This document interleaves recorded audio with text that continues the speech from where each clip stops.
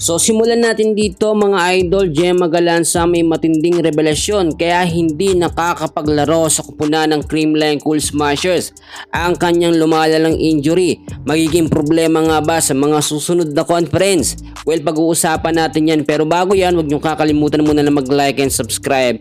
Maraming salamat po. Mga kaibigan, nakikita naman natin kulang pa rin talaga ngayon ng Creamline Cool Smashers sa malakas na sistema. Kahit nanalo sila ng kanilang mga huling game, hindi pa rin kasi nakukumpleto ang tinatawag po natin na original starting lineup ng CCS, which is kulang talaga tayo, no? Walang Gemma Galanza.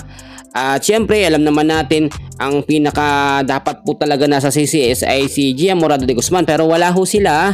May mga problema ho ngayon. BDL wala pa din. Pero nakita naman natin so far sa sistemang available ngayon sa Creamline at sa panibagong sistema ni Coach Meneses, nag-i-improve lang Creamline at muli hong lumalakas. Ang magiging next na laban nila kontra sa Sus Coffee bukas ho yan ng 6:30 ng hapon. Inaasahan na ito yung magiging madaling laban kontra sa kupunan ng Creamline. Pero may mga nagsasabi na hindi daw pwedeng baliwalain ng CCS ang kupunan po ng Sus Coffee. Kasi yung Akari Chargers na akala natin matatalo po ng mabilisan sa loob ng 3 set ng CCS, pero natalo ang Creamline. Alam nyo yung mga ganong senaryo? Kasi hindi pa talaga nakukuha ng Creamline ngayon ang kanilang magandang momentum kahit meron silang bagong import na si Courtney. Pero balikan natin yung problema kay Maring Gemma Galanza. Si Gemma Galanza ho ay may inamin sa kanyang naging injury sa kanyang paa, na kung saan nga po ito yung isa sa pinaka main reason or dahilan kaya hindi po siya nakakapaglaro sa Creamline Cool Smashers. Recently inamin ho niya na hindi pwedeng pilitin o perasahin na siya ay makapaglaro. Baka kasi lalong mapasama yung injury niya at hindi pa siya o lalo siyang hindi makapaglaro ng matagal. Last year pa po ito at sinasabi niya ng mga huling conference pa ito nararamdaman.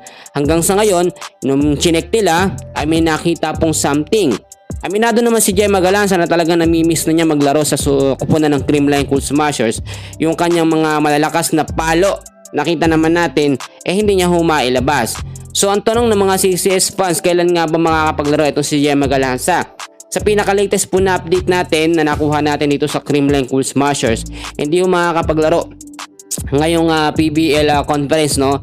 Etong si Gemma Galanza hanggang sa mga susunod na conference. Ang sinasabi kasi kinakailangan ng fully recover sa loob ng 1 taon. Ito nga po si Gemma Galanza bago ho siya makapaglaro.